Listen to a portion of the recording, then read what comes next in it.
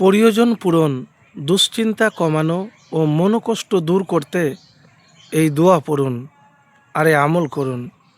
জীবনে যখন চাপ, দুশ্চিন্তা, অকারণে মনে অশান্তি বাড়তে থাকে, তখন এই আমল একবার করে দেখুন। প্রিয় ভাই, জীবন কখনো সুখের হয় না, এটা সুখের করে নিতে হয়। আল্লাহর কাছে চেয়ে, ধৈর্য ধরে, সাহায্য চেয়ে, আল্লাহর উপর ভরসা করে। প্রয়োজন পূরণের দুশ্চিন্তা দূর করার দোয়া কি কোনো আছে? প্রিয় ভাই, দুশ্চিন্তা দূর করার জন্য একটি দোয়া রয়েছে।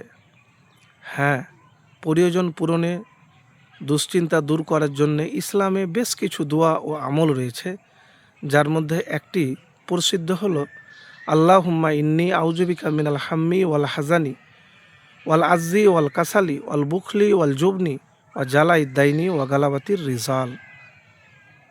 তো প্রিয় ভাই, যা দুশ্চিন্তা, অক্ষমতা, কৃপণতা, ঋণ থেকে মুক্তি পেতে পড়া হয়।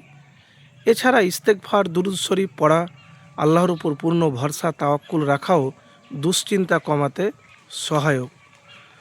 তো আমি যে আপনাকে বলবো, যারা মানসিক চাপে আছেন, দুশ্চিন্তা কমাতে নিজের জন্য কিছুটা সময় বরাদ্দ রাখা প্রয়োজন। শুধু চিন্তা না করে সমস্যার সমাধানের পথ খোঁজা উচিত। তো এতটুকুন বলবো, এই দোয়াটি যখনই আপনার মাথাতে চিন্তা আসবে, দুশ্চিন্তায় পড়বেন আপনি, তখন এই দোয়াটি বেশি বেশি করে পড়বেন।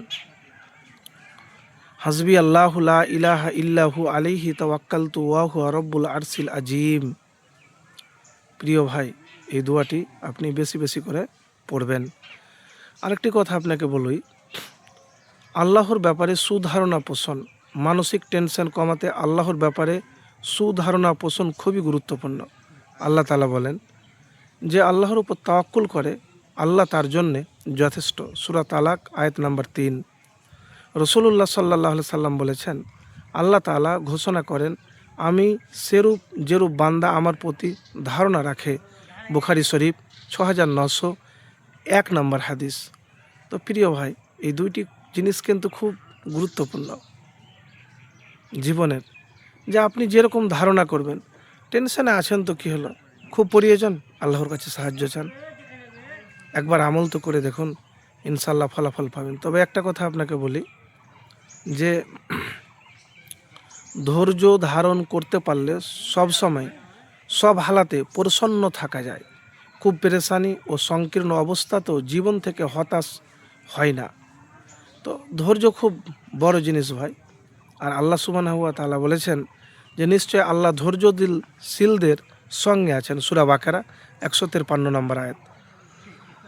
তো এইভাবে আমল করে দেখুন, ইনশাআল্লাহ জীবন সুখময় এবং শান্তিময় হবে।